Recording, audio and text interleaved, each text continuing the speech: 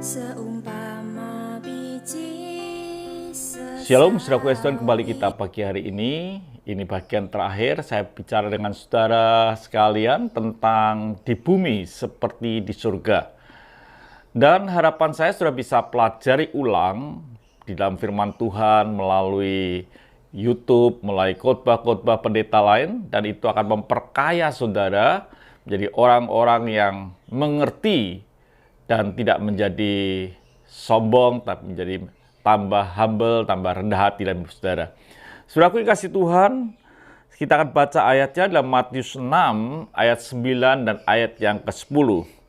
Karena itu berdoalah demikian, Bapa kami yang di surga, dikuduskanlah namamu, datanglah kerajaanmu, jadilah kehendakmu di bumi seperti di surga.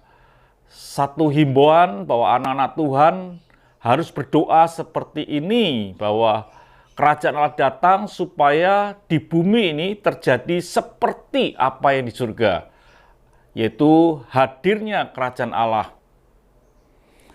Saya akan baca dalam 1 Korintus 4 ayat yang ke-20, sebab kerajaan Allah bukan terdiri dari perkataan tetapi dari kuasa. Jadi kerajaan Allah itu bukan perkataan, kita sedang bicara tentang Injil Tuhan, bukan sekedar itu.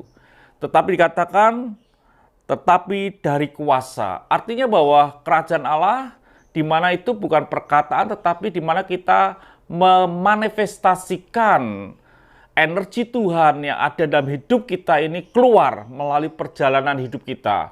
Ada energi yang keluar melalui kehidupan kita. Ada kuasa yang keluar melalui kehidupan kita. Itu yang harus terjadi dalam kehidupan kita.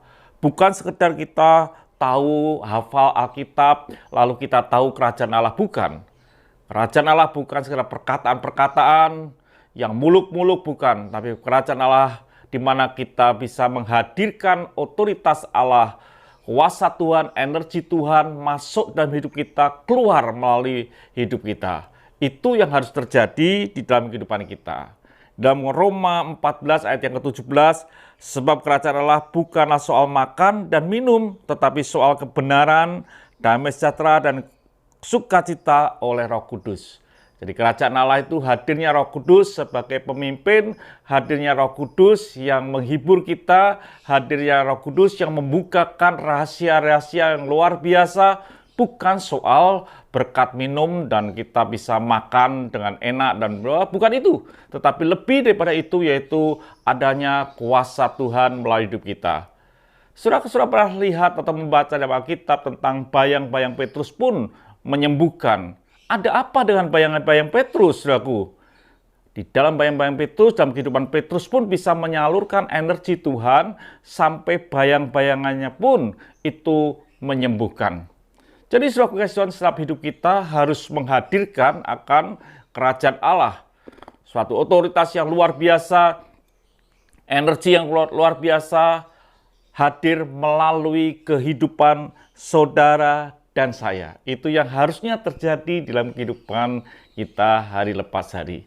Jadi saudara Tuhan, biarlah setiap kita mencun pikiran kita, apa yang baik, yang enak didengar, yang namanya keadilan, kebajikan, kekudusan, dan lain sebagainya. Pikirkan semuanya itu supaya pikiran kita ini boleh selaras dengan pikiran Kristus.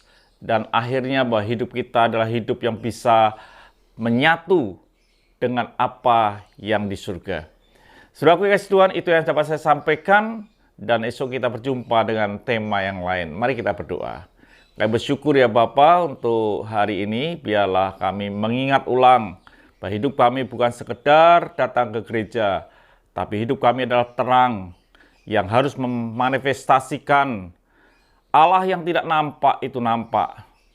Energi yang tidak kelihatan itu bisa dirasakan. Itu harus terjadi dalam kehidupan kami. Terima kasih Bapa, dalam nama Tuhan Yesus Kristus kami bisa berdoa dan mengucap syukur. Haleluya. Amin. Tuhan berkati, sampai jumpa esok pagi dengan tema yang lain.